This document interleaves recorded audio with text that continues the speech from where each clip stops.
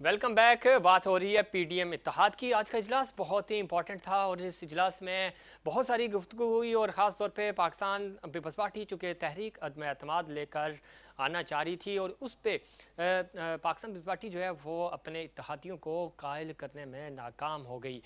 इसकी क्या वजूहात हैं, क्यों नाकाम हुई और दूसरी जमातें क्यों बज़िद हैं कि मौजूदा हुकूमत को प्रोटेस्ट करके, मार्च करके, असम्बलियों के बाहर रहते हुए ही हम उसको वो करें, लेके जाएं।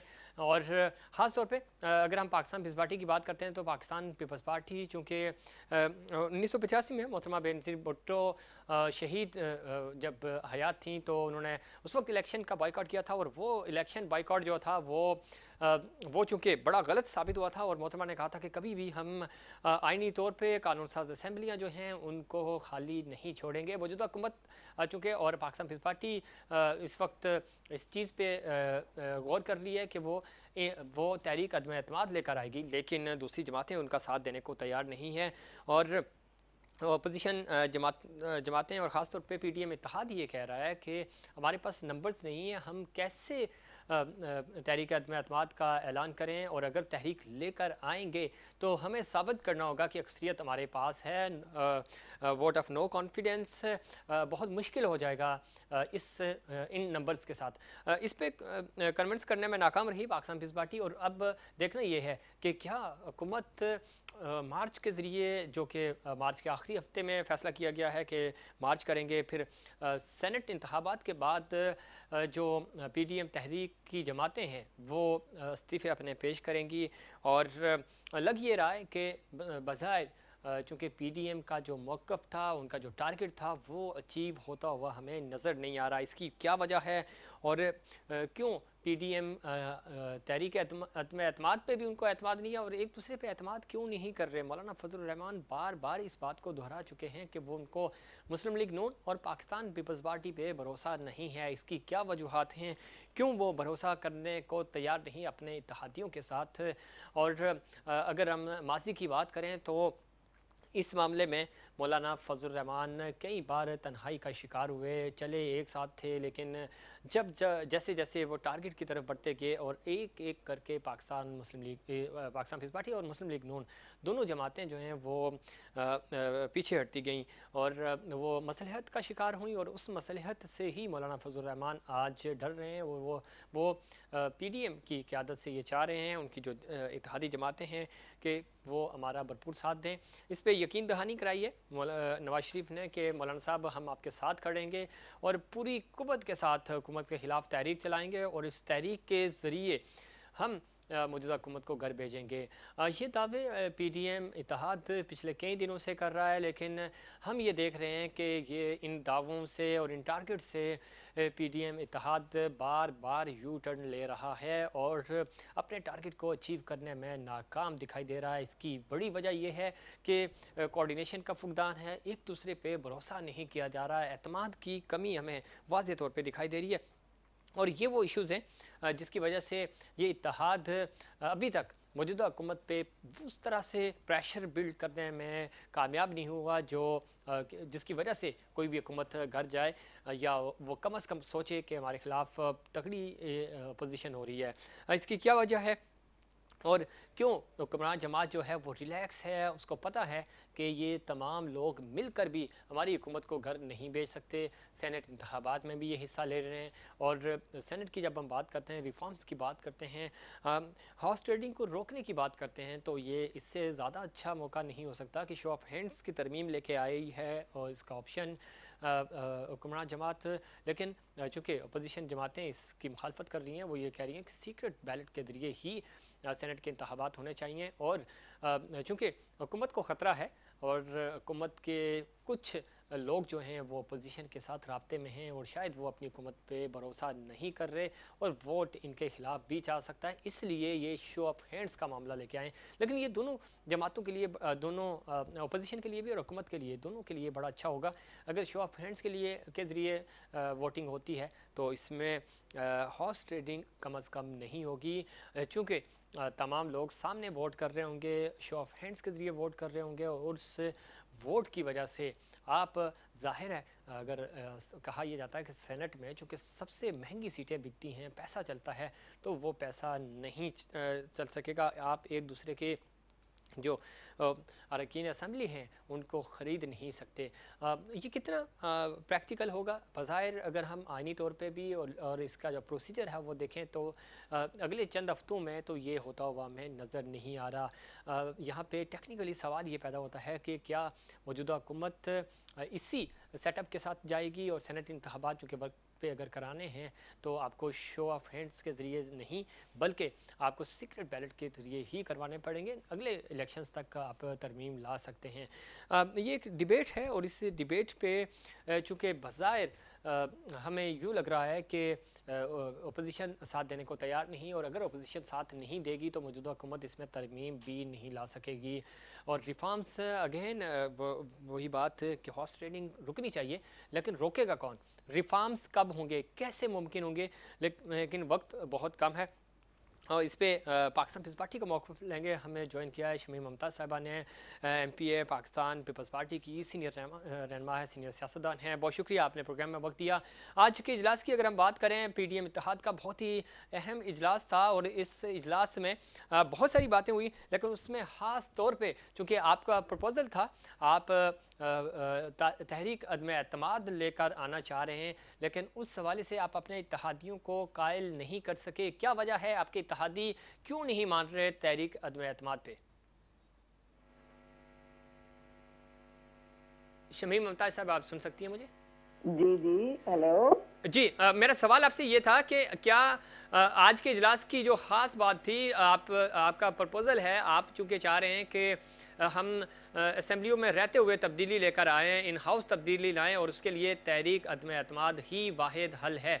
तहरीक अदम एतमाद के हवाले से आपकी जो आज के इजलास में बाकी 10 जमातें थीं उनको आप कायल नहीं कर सके, इसकी क्या वजह है? क्यों दूसरी जमातें जो हैं वो चाह रही हैं कि हम मार्च के ज़रिए या प्रेशर बिल्ड करके ही हुकूमत को घर भेजें? आप चाह रहे हैं कि हम आइनी तरीके से इस हुकूमत को घर भेजें, तो इख्तलाफ कहाँ हो रहा है?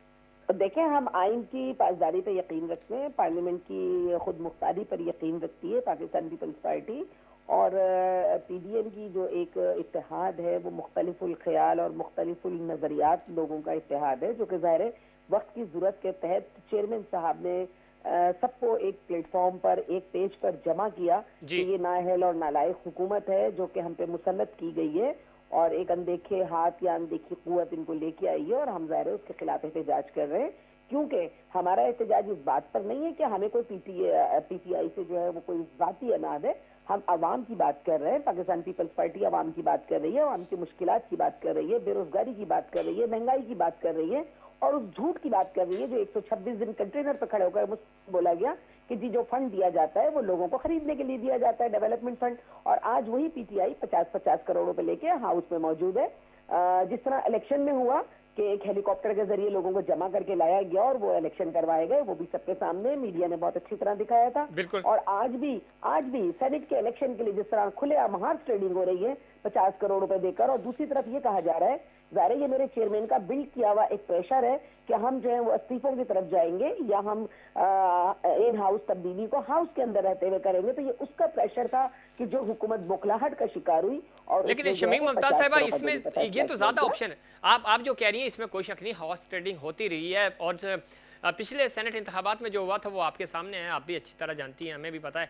लेकिन ये क्या अच्छा नहीं होगा, एक open ballot show off hands के जरिए अगर इलेक्शंस होते हैं तो कम से कम ये तो पता चल जाएगा ना, मेरे बराबर में बैठा हुआ शख्स किसी दूसरी जमात से पैसे लेकर दूसरी जमात को वोट दे रहा, तो कम से कम ये तो ओपन हो जाएगा। आप समझ देखें, चाहे ओपन बैलेट हो या ना हो, एक तो ये कि मेरे जमीर का फैसला है, मैं अपने जमीर से वोट दूंगी, चाहे मैं पर्दे के पीछे आके दूं या पर्दे के सामने दूं, इससे कोई फर्क नहीं पड़ता। लेकिन आपने जैसे कहा कि मेरे बराबर में बैठा हुआ दिखा है, तो वो कोई इकरार थोड़ी करेगा बराबर में बैठा हुआ कि मैं बिक गया हूं या मैं बिकने जा रहा हूं। या तो ये तो PTI की फिर ये पॉलिसी हुई ना कि जो मैंने 50 करोड़ दिए उसका मुझे सबूत भी मिलना चाहिए, क्या किसको वोट दिया है मैंने, किसको नहीं दिया है। आप 50 करोड़ दें और उनको आजाद छोड़ देना पर्दे के पीछे वोट डालने के लिए जाने के लिए, डर किस बात का है फिर PTI की गवर्नमेंट को कि वो ये बात कर रही है कि जी हम खुलेआम करेंगे। इसका मतलब है कि आपको अपने मेंबरान पर भरोसा नहीं है, आपने जो खरीदो फरोख्त शुरू की है उस पर भी आपको भरोसा नहीं है। इसलिए ये खौफ का आलम है कि इस खौफ के आलम में वो चाह रहे हैं कि जी ओपन बैलेट होना चाहिए। ठीक है। आइन क्या कह रहा है, हम तो आइन की बात कर रहे हैं ना कि आइन क्या कह रहा है, आइन पाकिस्तान क्या कह रहा है, आइन पाकिस्तान जो कह रहा है हम तो उसकी पैरवी कर ठीक रहे है, हैं। इसमें आज कोई हम शक जो बैठे नहीं। शमीम मुमताज साहबा, आइन तो यही कहता है ना कि आपका बैलेट है, आपका वोट है, वो आपके ज़मीर की आवाज़ है, आप सीक्रेट बैलेट के ज़रिए आप जिसको भी देना चाहें दे सकते हैं। लेकिन ये कह रहे हैं कि हम तरमीम लाना चाह रहे हैं। अगर तरमीम आती भी है तो आपको भी पता है, हमें भी पता है कि अभी उसका जो प्रोसीजर है वो ही कम से कम 2, 2.5, 3 महीनों का है। सेनेट इंतखाबात सर पे हैं, तो कैसे मुमकिन होगा ये? नहीं तो आपको इस वक्त की तरमीम की सूची क्यों? 2.5 साल से आपकी गवर्नमेंट थी ना। जी। आप हर कानून साजी का इल्जाम हम पर लगाते हैं कि जी हमने नैब में ये नहीं किया, हमारी गवर्नमेंट थी हमने फला में ये नहीं किया। तो आपकी गवर्नमेंट को भी तो 2.5 साल हो गए ना। आपको अब कानून साजी 2 महीने पहले, 1 महीने पहले क्यों याद आ रही है? इसलिए याद आ रही है कि आपके पास अक्सरियत नहीं है हाउस में बिल को या कानून को तरमीम करने की। ठीक। 2/3 की मेजोरिटी चाहिए किसी भी कानून को बदलने के लिए, वो आपके पास है नहीं। तो आखिर आपने जी। आपने सहारा लिया अदालत का कि जी आप मुंह उठा के अदालत की तरफ चल दिए कि जी अदालत एक फैसला करे। देखें, अदालत जो है वो आइन के जो कवानीन है, जो आर्टिकल है, उसकी तशरीह करती है कि आइन पाकिस्तान क्या कह रहा है। इम्प्लीमेंटेशन तो आपकी पार्लियामेंट ने करना है ना। ठीक तो है। अच्छा शमीम मुमताज साहब, मुझे ब्रेक की तरफ जाना है, लेकिन उससे पहले मैं आपसे ये मेरा आखिरी सवाल है। आपको लगता है, एक तो मोहतरमा बेनज़ीर भुट्टो शहीद ने 1985 के जो आपने बॉयकॉट किया था, उसके बाद उन्होंने कहा था कि आईनी मैदान हम कभी भी खाली नहीं छोड़ेंगे। और दूसरा ये, आपको लगता है चूंकि आप वाहिद जमात हैं पीडीएम में जो ये चाह रहे हैं कि आप आईनी तरीके से इस हुकूमत को घर भेजें। आपने इमरान खान के जब धरने हो रहे थे तब भी इमरान खान की मुखालफत की थी कि आप धरने बाहर बातें आप सही कर रहे हैं लेकिन असम्बली के अंदर आकर करें। मौजूदा जो सेटअप है वो ये चाहता है कि हम लॉन्ग मार्च के जरिए इस हुकूमत को घर भेजें। आपको लगता है कि अगर इन हाउस तब्दीली है तो आपके पास नंबर्स पूरे हैं, आप तहरीक अदम एतमाद ले आएंगे? और अगर तहरीक अदम एतमाद नहीं आती तो क्या मार्च के जरिए हुकूमत को घर भेजने में कामयाब हो पाएंगे आप? देखिए, पीडीएम जो है एक फैसले कर रही है कि हमने एक शेड्यूल दिया था कि कब हमने क्या करना है। एक सीरीज थी जो जलसों की हो चुकी है।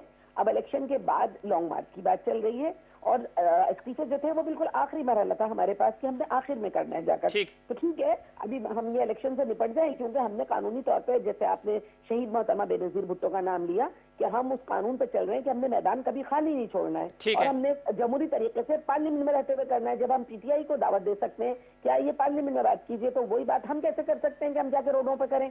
हमारे कॉलर साइड में तो फिर तजाद हो जाएगा ना। अगर वो पार्लियामेंट में हम उनको बुला रहे हैं तो हम भी पार्लियामेंट की तरफ जा रहे हैं और हम पार्लियामेंट में जाके जमहूरी तरीके से मुकाबला करेंगे। ठीक है, पार्लियामेंट जाके जमहूरी तरीके से मुकाबला करेंगे और पाकिस्तान पीपल्स पार्टी जमहूरियत पे यकीन रखती है, इसमें कोई शक नहीं। बहुत शुक्रिया शमीम मुमताज साहिबा, आपने प्रोग्राम में वक्त दिया।